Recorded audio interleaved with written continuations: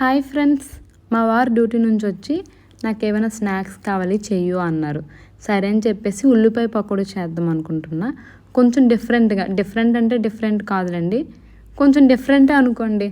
First అయితే ఆనియన్స్ని చిన్న చిన్న ముక్కలుగా కాకుండా రౌండ్ షేప్లో కట్ చేసుకున్నాను.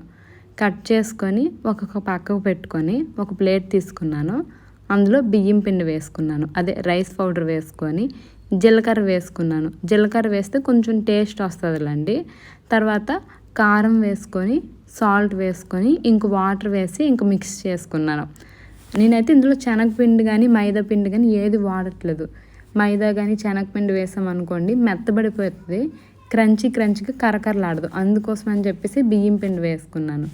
బియ్యం పిండి వేసుకొని బాగా మిక్స్ చేసుకున్నాను. ఆనియన్స్ వేసి పక్కకు పెట్టేసి ఒక కళాయి పెట్టుకొని స్టవ్ మీద ఇంకా దానిలో ఆయిల్ వేసేసి కొంచెం బాగా వేడయ్యాక ఈ ఆనియన్స్ని అయితే వేసేసాను.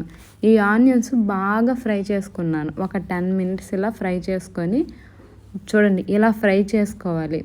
ఫ్రై చేసుకొని ఒక ప్లేట్లో అయితే పెట్టుకున్నాను. చాలా టేస్టీగా ఉన్నాయి, మా వారికి కూడా చాలా బాగా నచ్చాయి. మీకు ఎవరికైనా చేసుకొని తినాలి అనిపిస్తే ఇలా తినండి, చాలా క్రంచీగా కరకరలాడుతాయి. మీకు చూపిస్తాను చూడండి. నేను ఒక ఆనియన్ పట్టుకొని ఇరుస్తూ చూడండి చిన్న చిన్న ముక్కలుగా కట్ అయిపోయింది. నాకైతే చాలా బాగా నచ్చింది. Thank you.